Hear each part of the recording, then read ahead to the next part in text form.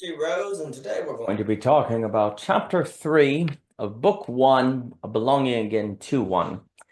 We're going to be doing an overview of the plans of affliction or preparation for singularity. In affliction, we have Simone Weil in mind. We talked earlier about the distinction between attention and affliction and how Miss Weil believed that basically the very way people thought about the world kept them entrapped in their circumstance. And attention was critical to being able to imagine or even think or even see beyond one's entrapment, which we've also associated with Kafka, and we'll elaborate on that later in the book. And so we're going to be talking today about bringing what we learned from Weil. We also talked about the deconstruction of beastocentrism and Nietzsche. We talked about leaving Plato's cave on our own. We talked about a session at Voicecraft. All of these are part of the conversation of what it would mean to spread childhood, which is pointing to Nietzsche, absolute knowing, etc., that, as Belonging in Part 1 discussed, is necessary if we're going to deal and address our current moment of tragic sociology between givens, the problems of givens and releases. So we will continue our line of thought. So this chapter is going to start with a point called a section, Pluralism and the Essential Limits of Mind. It's going to be talking about. And an idea here is that if rationality to be itself entails limitation and actually requires limitation, then it suddenly becomes rational to think of rationality as limited. But of course, if rationality does not naturally experience its own limits, well, then it becomes kind of in a way irrational to think it is limited. And this is kind of the problem of AA thinking, is that autonomous rationality thinking does not experience itself as limited. It naturally experiences itself as grasping. If you grasp, you don't know something. Well, you grasp, you don't know something. It's the problem of the phenomenology of true ignorance, talked about in The Map is Indestructible.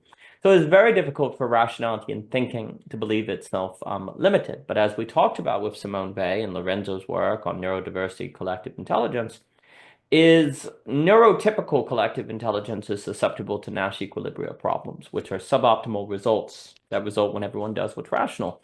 You really need to bring in non-rationality in order to overcome the rational impasse of the Nash equilibria. And by rational impasse, it's the idea that if you do what's rational, you're not going to be able to advance. So you need to bring in the non-rational, which at the time seems irrational, but it is actually non-rational.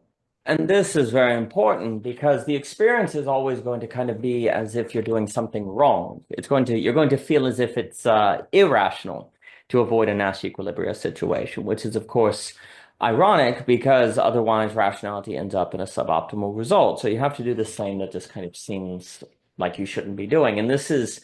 And you see, that's the issue, is that rationality, to not eat itself, ultimately has to have an experience of itself as kind of going against itself.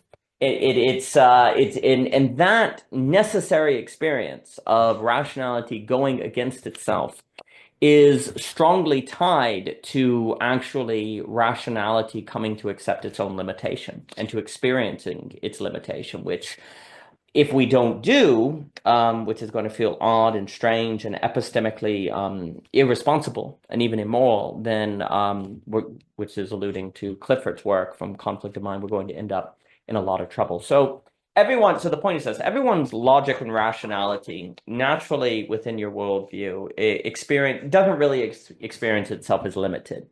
If it knows itself as not knowing something, then that is included within itself. So it's not really a surprise. It's not really an encounter with limitation. So, and also you experience yourself as learning. So you're growing, you're developing, right?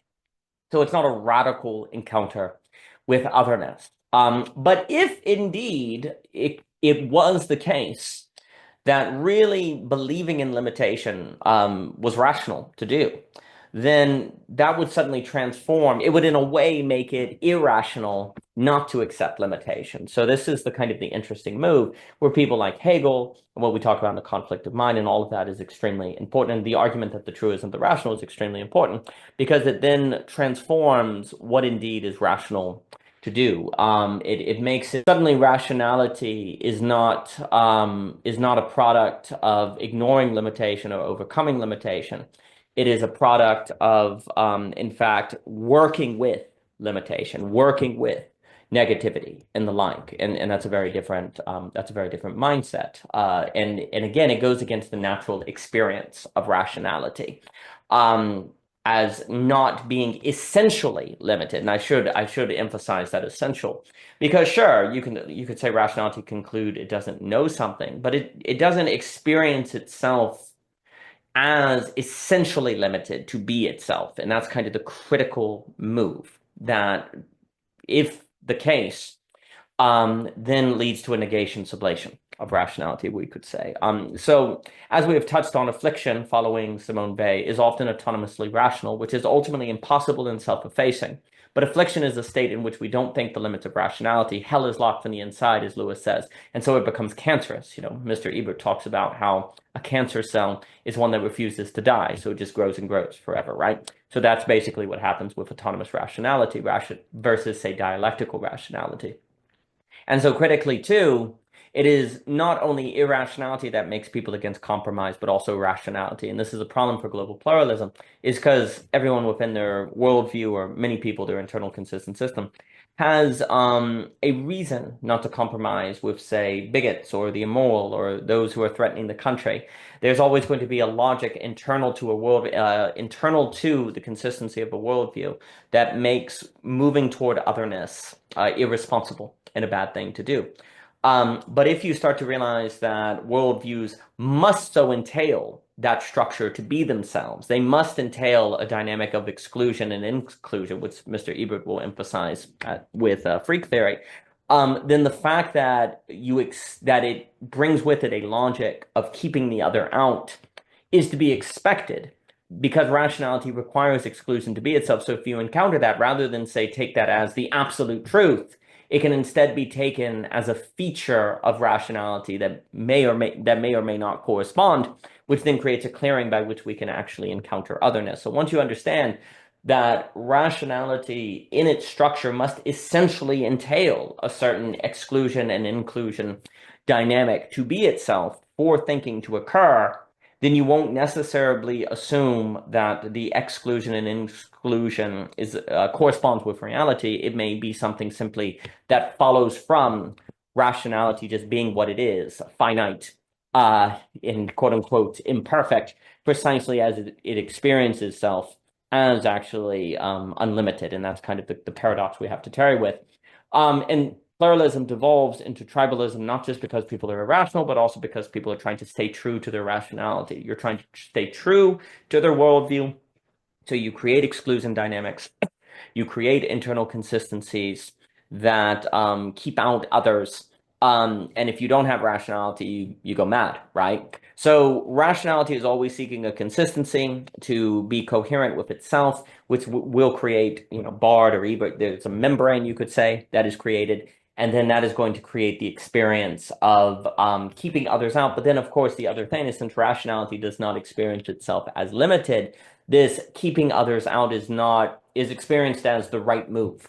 It is not experienced as a product of rationality necessarily creating limitation to be itself, because otherwise it wouldn't function. It would be infinite, therefore unintelligible. You don't experience that othering of the other as just a feature of the structure of rationality. It is instead experienced as a true sentiment, as true, as the case, right? And that leads to trouble. If believing rationality is limited is rational, and this is a key point, then it's rational to act and live according to those limits. But if proof, or at least good reason, cannot be provided that rationality indeed entails essential limits, then it cannot be epistemically responsible to compromise amid pluralism or to become mentidivergent like Weil or a child, suggesting the necessity of conceptual mediation in Hegel. So, I used to not like Hegel at all back in, say, 2006, 2015, et cetera, so forth. But then I was increasingly coming to see or experience the limitations of the Scottish Enlightenment, the Counter-Enlightenment on a global pluralistic stage.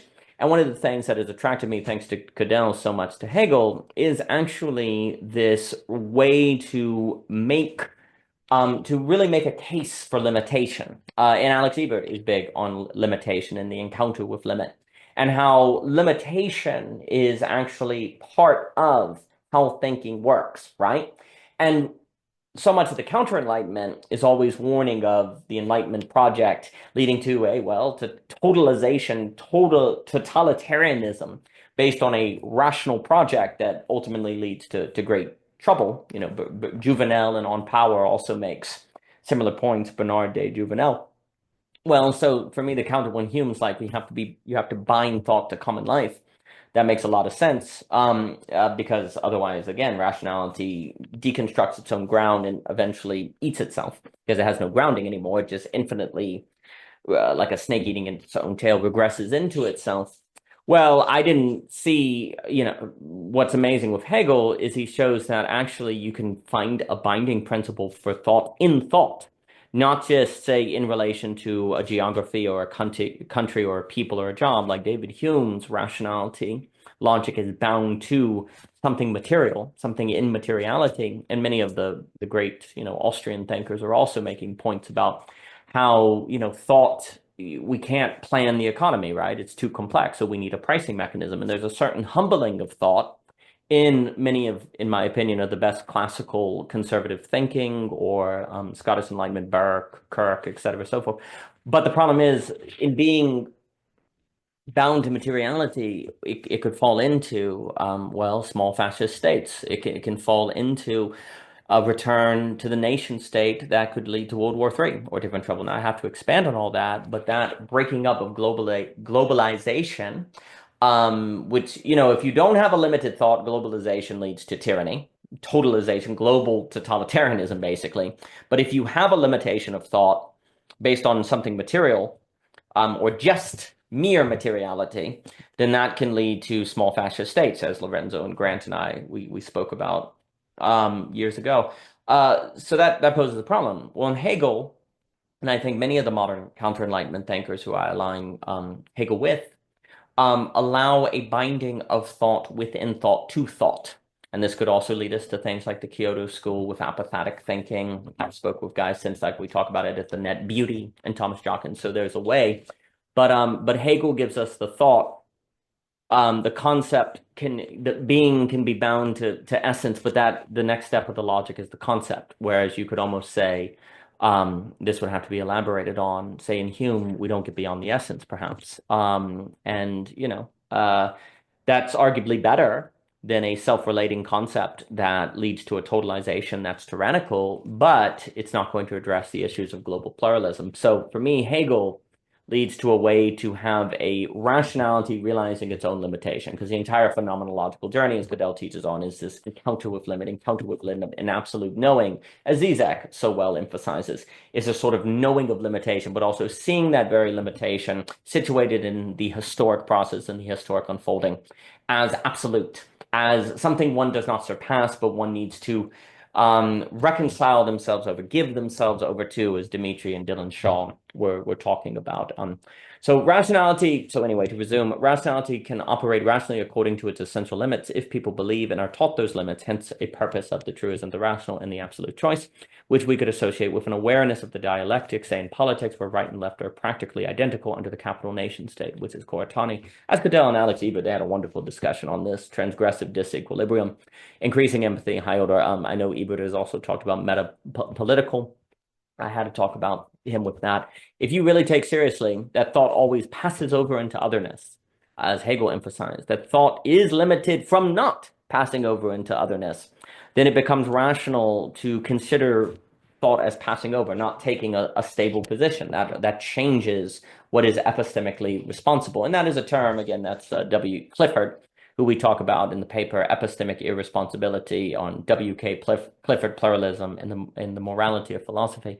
And that's a paper from the Conflict of Mind, Book 1 of the Truism and the Rational. And Mr. Clifford basically wants to make arguments that we can locate morality not just in intention or thought, but also in, well, not just in intention or practical result.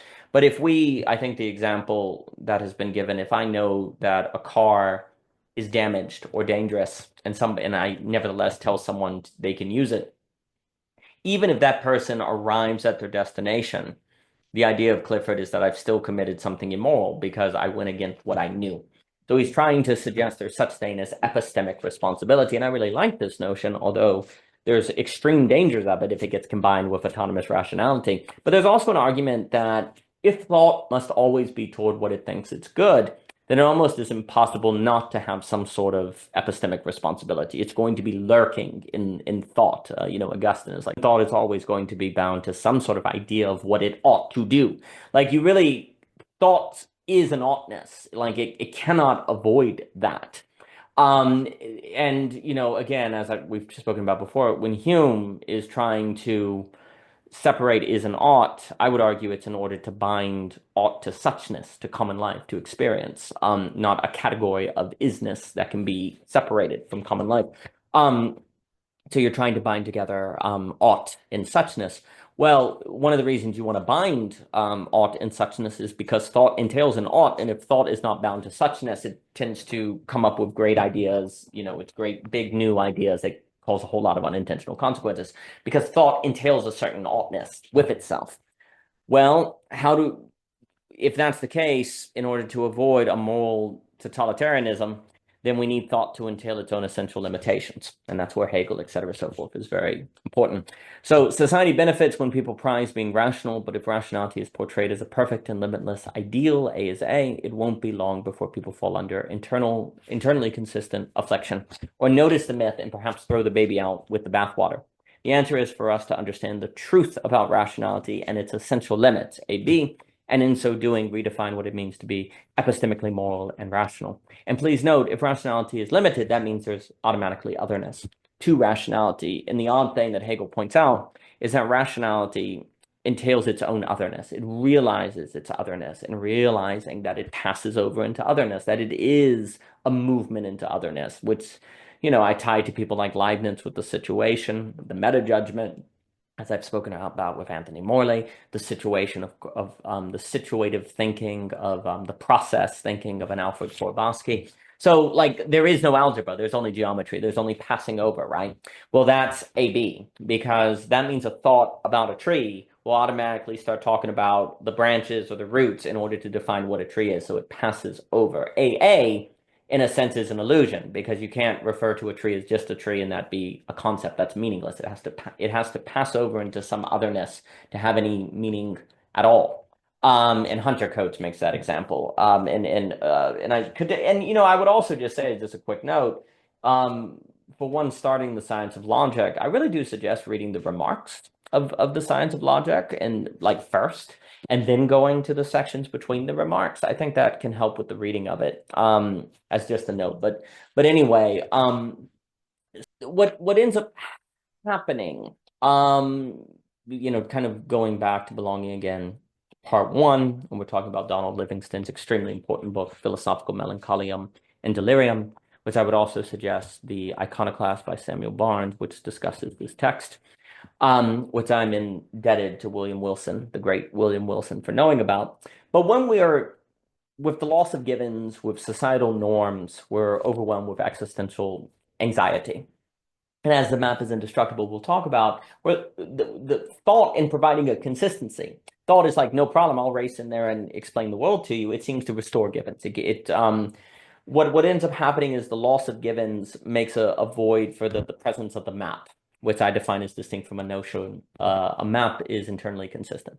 So if it's not given that the world is Christian anymore, then I can naturally look for a internally consistent theology of Christianity that can feel like it provides givenness in that I can't find any essential contradiction with it, right? And so maps kind of race in their ideology, to allude to Zizek, can race in there to try to fill the void of the loss of givens and different things. So we are notably susceptible to autonomous rationality when we are anxious, which is going to, well, lead into totalitarianism. It could lead to isolationism because everyone breaks off into their insulated logic, which we might allude to kind of psychosis. And I know Cadell was speaking with the gentleman on that in Lacan. Or it can lead to small fascist states, right? So this breaking off of rationality, looking to deal with existential anxiety into some sort of insulated state to feel consistent with itself. Um, that tends to occur. But you see, the problem with this, of course, is that, as Donald Livingston taught in Light of Hume, there cannot be a community of philosophers each instantiating his own heroic act of total transcendence. There are random children here and there, but this doesn't help our situation. We need a milieu of children, to allude to David McCarriker's distinction, which means we need to spread childhood. So what we mean by this is, if everyone is breaking off into their own internally consistent system, there's a few problems that can occur. First, people can be breaking off into a certain rationality that is coherent with themselves, that they experience as genius and true. Well, if everyone breaks off and does that, then there's no social intelligibility because people don't relate with one another. And everyone could just feel like everyone should, I have the true map. I've experienced it as internally consistent. So it's moral for you to become like me, or me to force you into me, right? So that can break up the social order. The other issue that can occur is, even if someone achieves childhood or absolute knowing, or Deleuzian individualhood, costly to lose, if they do that in isolation, if the social order does not incubate that collectively, then that's not going to deal with our problem of belonging again. It will be an individual address, but it will not be a collective address. And the whole problem of global pluralism is collective. Yes. So that's an issue. But of course, the problem of speaking universally and collectively is we tend to lose the singularity of the individual, which puts us in a problem. So it will not suffice if we have millions of individual addresses to the problem of belonging. It has to be singular and universal at the same time, which, in order to do, will require some sort of acknowledgement of limitation by rationality, by definition. Because if it's not limited, well, it just needs to kind of force others into it, right? Not harry with otherness, not learn to relate with otherness. So there's no possibility of a collective address of belonging again, unless rationality comes to terms with its own limitation. And I think, just to point to some things, to spread childhood, as we've been talking about throughout belonging again, at scale, is to spread true philosophy. Hume, not bad philosophy. True philosophy is tied to its own limitation, which is a philosophy that moves through being, essence, and concept, to allude to Hegel. For me, I'm not, Hume, I think, perhaps leaves us in essence. But for global pluralism, I think there is going to be a movement to concept, and then there's a certain return to being, as Cadell has pointed out with that. But and we can associate this with mentidivergence, and it involves orbiting of lack over, say, pure being or pure becoming, or rather becoming with the B in parentheses, to allude to Ebert's paper and Enter the Alien. There is going to be some sort of orbiting, which is a key term, of lack, or a river hole, as we will describe in regard to Cadell's book, Systems and Subjects.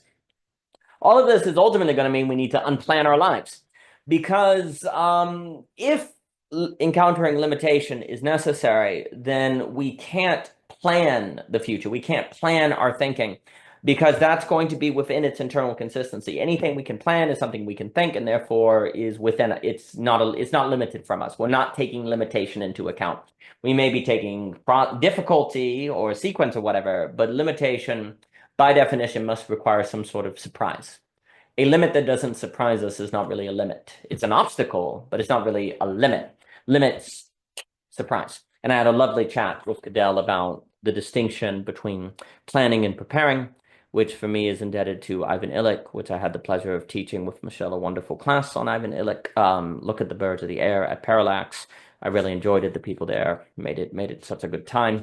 And I think basically the social ethics today are all on the side of planning, your 5-year plan, your 10-year plan. Very little emphasis on preparedness. I think another reason for that is because we're disabled, as Ivan Illich talks about, and we talk about later in the book. The spread of disablement makes it very difficult to be prepared. And in fact, we kind of think that we tend to believe that if you encounter difficulty, it's because your plan wasn't very good. Difficulty is a sign of a lack of good planning. But as the world becomes more and more complex, it's going to be impossible to plan for everything. We're just going to have to learn to be prepared. If we're not prepared, we will be self-effaced. And I do think we can also, Cadell had a wonderful paper on homeostasis to sithome. Sithome is Lacan, a play off Aquinas.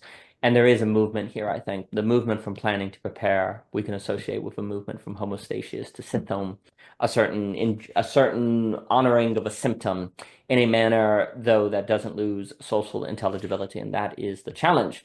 And we can associate the movement from planning to prepare, and I think with creativity, a line of flight, anti-fragility, all of which, though, here's the issue: the line to flight, creativity, anti-fragility, these things actually pose a problem to the social contract, though, because if everyone is their own, going on their own line of flight, or they're creative, well, then it's very difficult to create a social contract because everyone's doing their own thing.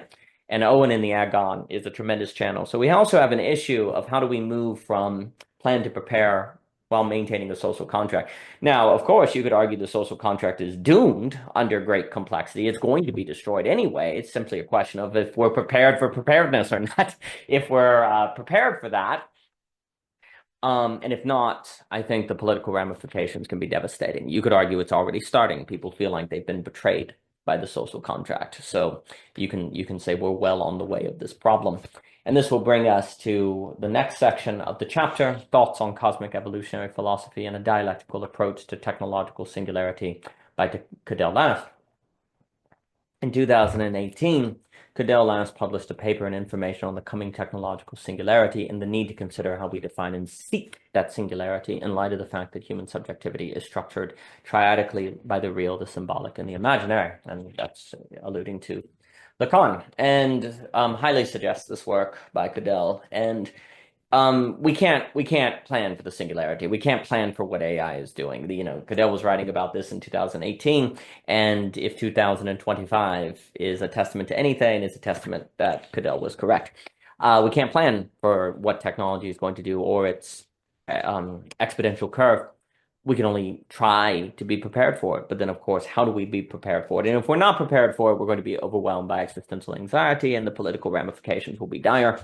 And basically, as well, the argument that I think is important is rationality in not experiencing itself as unlimited naturally. We have to add that concept. We have to know that concept. We have to non-rationally add that to rationality.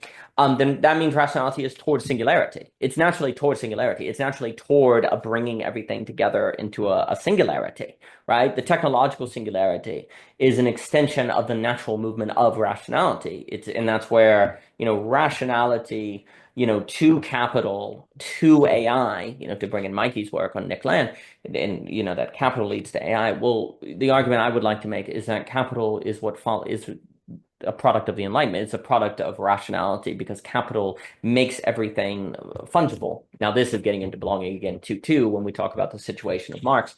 But rationality leads to capital, and capital leads to the singularity. So there's a continuum where it is all a certain making everything one. And the problem is the very way the real, the symbolic, and the imaginate operate in the subject also creates the impression that this is the correct trajectory. And we'll explain what we mean by this. So we will discuss RSIs in this paper, which is enough for our purposes. And to cut to the chase, the argument is that we need to seek a technological harmony, which doesn't efface RSIs, but instead helps RSIs harmonize by accepting the necessity of lack, thus leaving singularization behind. Technological singularity would erase lack, thus unintentionally effacing RSIs, subjects, and us. So the main idea is that the very structure of subjectivity generates a lack. And a lack is not nothing, as what we say often with Jockin. A lack is simply you could say an excess. Another way you could put this is we cannot think of everything. And thus, in order to be, there has to be something we do not think. And we will naturally experience that which we do not think as that which we ought to think. And if we don't, there's a problem. It is not natural. It is not something we will naturally do in order to think that what we don't think is that which is good we don't think so that we exist. We can say that, and then, of course, you could say that but not really feel it. It's not really integrated into yourself as a subject, and so it's not really fully integrated into yourself, right? So to really take lack seriously is very difficult and counterintuitive to how subjectivity experiences itself. So subjectivity is a product of a lack. Let's put it this way. Subjectivity follows from a lack that it then experiences as that which ought not to be. And in a sense, it ought not to be, because it ought to be lacking, but it ought not to be, meaning it should be a wholeness. And that creates a problem in subjectivity in the subject, which could lead to its self-effacement if not properly addressed, say, with beauty or other things. Indeed, a technological singularity versus harmony would be one big affliction in Nash equilibria, given that it is premised on what is antithetical and self-effacing of the subject, AB, passing over into otherness. So if rationality basically through capital AI, which is bringing in later in the book, but it is naturally just creating one giant Nash equilibrium for everyone collectively, a giant affliction where you're under this singularity and you can't think beyond it, a hell locked from the inside. And so this is a problem. So we need to incubate rationality to think alternatively before it eats itself. We could also think here the difference between hyperhumanism of Carl Hayden Smith and transhumanism. And I also have in mind things like third impact, which we could associate with the blob or doll, alluding to Ghost in the Shell innocence. And that's a tremendous movie where there's this kind of idea that if we can't be a god, well, the next best thing is being a doll or something. And there have been reflections online about that, which I appreciate. And I can't help but come back to Neon Genesis Evangelion. I think the concept of third impact is a kind of is indeed, it has reality to it. The subconsciousness of the subject does kind of want to get rid of other bodies. Studebaker is often talking about how the political emerges from the problems of other bodies and otherness. And there's this sort of idea of, well, what if we were to be collectively unified, orgasmic sort of singularity? And there is something about the technological singularity that is the wish fulfillment of rationality seeking its own completion, orgasmic completion in itself, which would be a testament to an ultimate egotism. So it's very, very problematic. So the issue is that subjectivity, naturally by how the real, the symbolic, and the imaginary registers come together, we naturally come to feel like we came from or lost some whole or completion. So the book will have this circle. So we're orbiting. The way it works is it creates the outline. The outline of that circle represents our lines, which consist of complicated negotiations between the imagined, symbolic, and the real. These negotiations circle the lack of something we feel like we lost and need to regain. So we naturally, in order to function, create an impression to ourselves that something was lost or that we are incomplete. And unless we just know that this is what subjectivity has to feel like in order to be itself, just like rationality identifying its own essential limits, if we don't know that, then it would be rational and epistemically responsible to conclude that we should try to fulfill this lack, that we should try to overcome it, because we naturally experience it as the thing that we ought to overcome. And if we don't know better, well, epistemic responsibility would push us to do that. And this is why we are vulnerable to make a singularity our goal, because it just naturally follows from the design, if you will, of RSI, even if we should really seek harmony, which I make a distinction between singularity and harmony. It walks around the circle of a negative space per se, and so it just makes sense that we need a solid circle to fill it and connect all the parts of the circular outline together. This suggests why doing what is rational is not always best, a Nash equilibrium. So the subject itself requiring a lack that is not nothing in order to be can then reflect on itself as having that lack. And what seems to just follow rationally from that is I ought to overcome this lack. And surely there's a way to do it, because it doesn't really make sense that there would be a lack that doesn't go away. I mean, I get hungry and I eat food and it goes away. I one thing, there's an idea that appetites tend to correspond with a way to make them go away, right? Or to kind of treat them or fulfill them. Now, you could argue appetite never entirely goes away, but at least there's a sense of what to do, right? So the issue is you experience lack as meaning I need to go find something external for myself, because food is something external for myself. I need to go and get something, right? So the natural experience of the lack of the subject is to go and get something and to do something, right? Not to integrate with it and to learn to live with it and direct it towards something. As possibly the precondition for the possibility of intrinsic motivation and drive, right? If humans were complete, they couldn't be intrinsically motivated because they'd be complete, right? Now that's, again, looking ahead, but the idea is that it is not natural to experience lack in ourselves as that which we don't try to get rid of. So it makes sense that we try to make technological singularities or internally consistent systems rather in the maps rather in technology, et cetera, so forth. It just seems to follow. But of course, that just means that subjectivity in its possibility is toward rationally its own self-effacement. And this is a major problem. We are in being ourselves set up for a kind of self-imposed Nazi equilibria and affliction on ourselves. Perhaps this is what it means to say that we are fallen. So we'll map it out a little more. We live our lives experiencing RSI, these complicated negotiations between the real symbolic and the imaginary, which creates this effect of a lack. We interpret the RSI as meaning we should seek singularity. We experience the lack as meaning we should seek wholeness. We fail, though, because the singularity is fundamentally unreachable by RSIs. And by singularity, I mean the wholeness, we could say, which exists because they lack singularization, right? Faced with this failure, we could become pathological and keep trying, bringing about what I call effacement. So, you cannot achieve singularization, wholeness, and still be yourself. So you must fail if you still exist. But the rational response to that failure is to try again and to try again and to try again. So you're eating yourself. You self-efface, right? So self-effacement is tied to the doing of something that by definition you cannot achieve, which then you tend to experience that as evidence you should do it again or you did it wrong. So you try again and it creates this horrible feedback loop, right? Self-effacement has to have this, as opposed to just dying or failure, has this setup, this arrangement of a negative feedback loop of eating yourself, right? Based on the very effort, because the effort was doomed to fail from the start. But the failure will not necessarily bring with it evidence that shows you shouldn't have been doing that. It will create an experience of evidence you could easily take to mean you should try again, right? And so collectively, this just looks like, everyone in their RSIs going toward naturally singularization. It fails, it rejects, people. They then try again, they're pushed back, they try, or they're self-effaced. That just becomes the different ways collectively this can kind of work out. And so now, so to move kind of toward what we would mean by harmonization versus singularization.